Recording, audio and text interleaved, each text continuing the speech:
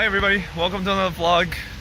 Welcome to part C of a 3-part series of my investing stories, and nothing's changed. This episode I'm going to share another story on how I'm losing another $10,000. This time in this very year, 2017. Not even half year in, and I've lost another $10,000. And now your question may be, how did you lose another $10,000? Now that we've done day trading and done options, I'm gonna keep you in the dark right now. I'm just heading over for a haircut, and we'll go from there. So what do you think? This hair. So we're not gonna talk about it right now. We're just gonna head over to our destination for the day, and then I'll share the story then.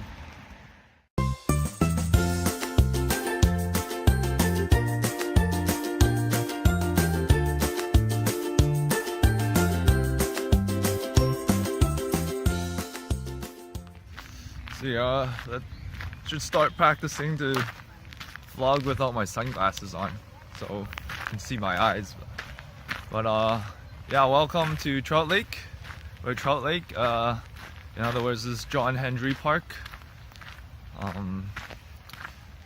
Today, just coming here, last time I was here is when the lake was frozen. Played ice hockey here. First time ever in my life I played ice hockey on a frozen lake.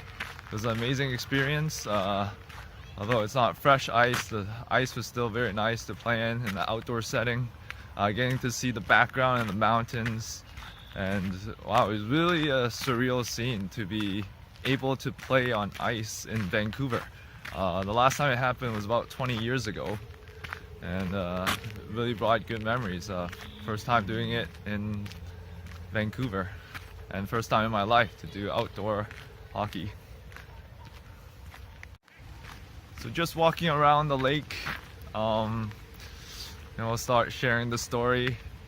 This time, it's hard to explain how I ran into the person who ended up helping me manage this money, but it's through this app called WeChat. Friend told me, you can find people online to meet and chat and all that. Does this sound like a red flag already? But anyways, met up with this, no, not met up, but ended up not matching, how would you call it? Ended up initiating a conversation with this investment banker. You can call it investment banker or a gold trader. Gold trader from Global Market Raiders. You can check it out. They have a small Facebook page. The person I met up with is based in Hong Kong. She was actually here for a business trip to meet up with another client who she handles money for. Basically what she does is do high risk gold trading.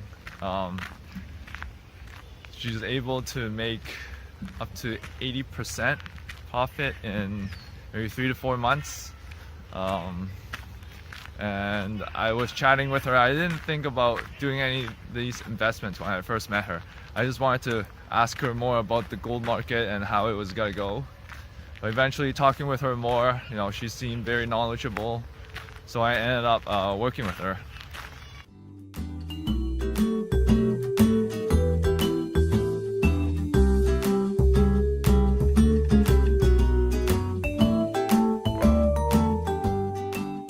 It's the first experience of its kind, having to hand off money to another person, not in Vancouver, having to transfer money to Hong Kong.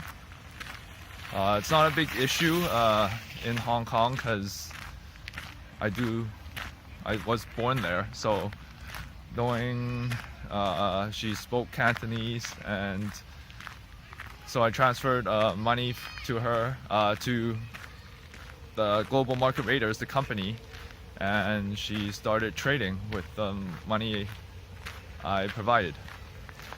Initially it was about $4,000 US. Turns out to be about $6,000 Canadian.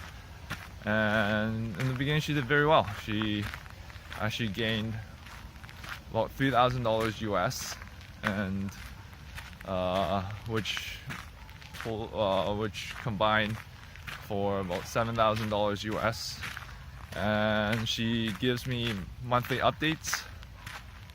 We chat about other things as well throughout the week, and I will occasionally still ask her about how the gold market is and what the outlook may be, because I did my own trading in options and day trading at the same time.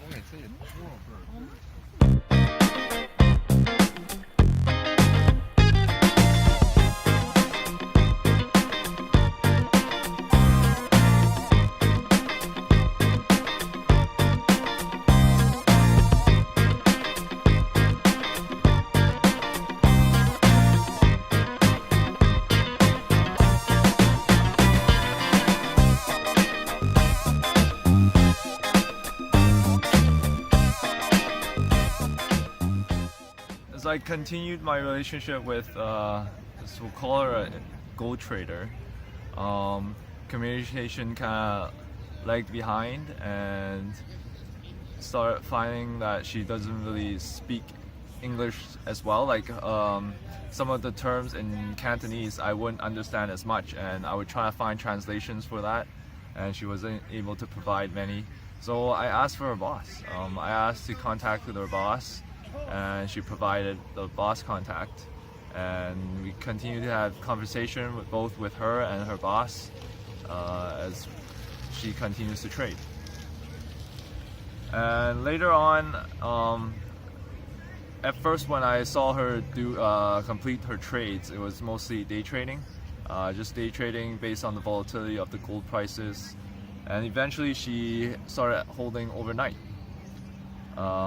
Holding trades over several days, and when I first worked with her, it sounded like she was just gonna day trade with the money in the account.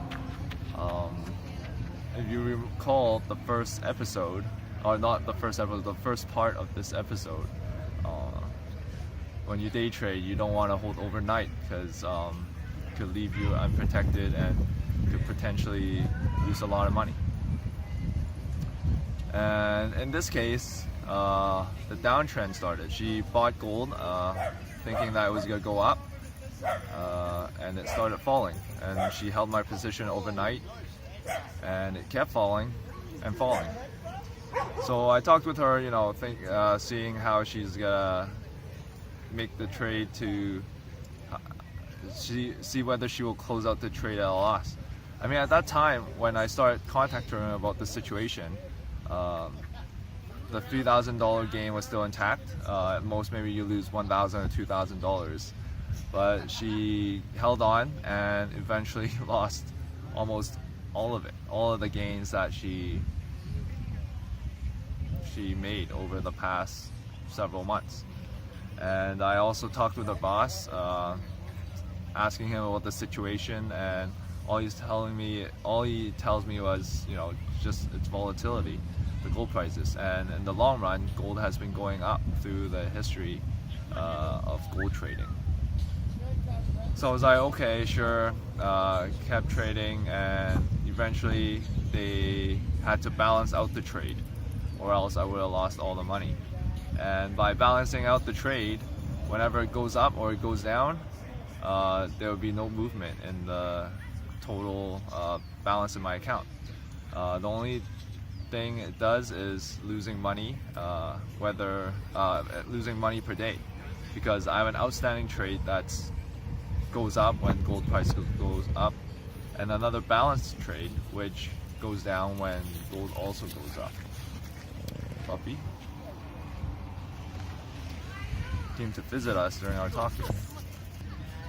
So I decided to put in another $3,000, told them, come on, take care of it, take care of my account to cancel out the balance trade, so that when gold does go up again, I can recover some of that money.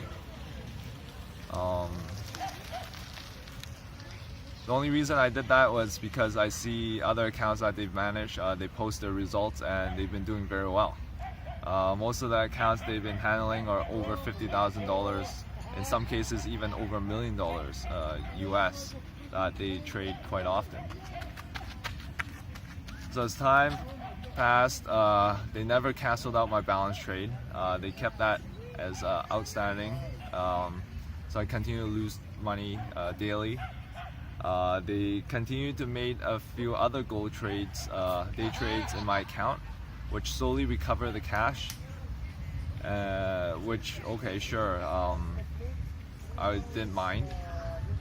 But eventually, holding overnight again. And I think it was just recently in June when the US announced their interest rate rates. They made that one trade and held overnight and ended up losing a lot more money. And this time they didn't make the balance trade to stop bleeding of the cash out of my account, and eventually all the trades got margin called. I assume it's all margin called, and they were automatically sold as a loss. So I've committed about $7,000 US, and they've lost it all in about 6 months. Even though they had results, with the results they had, they ended up losing it all. I wasn't too pleased, obviously. I tried to contact them and they weren't very responsive. And as you can see, they're very, I would say, irresponsible in a way, because I still see that they were managing other money quite actively.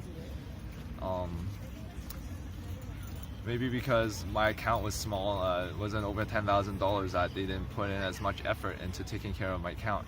And eventually lost it all. Right now I'm still considering what to do, whether to contact them directly through calling. We did have several phone calls in between all of the tough times that they were having in my account.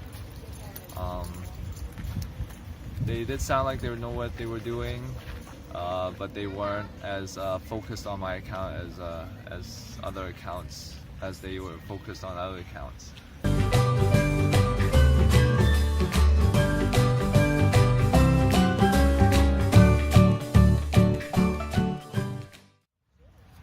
Anyways, hope you've enjoyed this view. It's an amazing day here in Vancouver,